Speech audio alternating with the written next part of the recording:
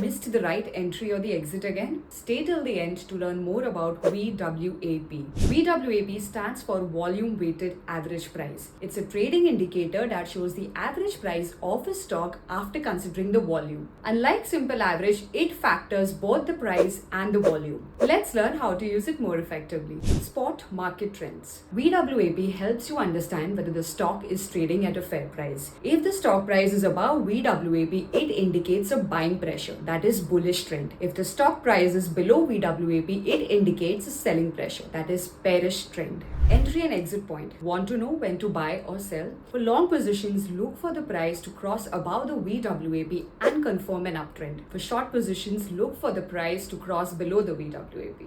Risk management. Traders use VWAP as a benchmark to avoid overpaying for a stock. Always check how far the price is from the VWAP to manage your risk effectively. Other indicators.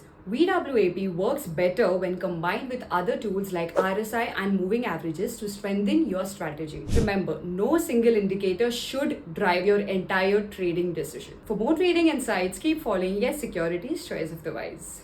Investment in securities markets are subject to market risks. Read all related documents carefully before investing.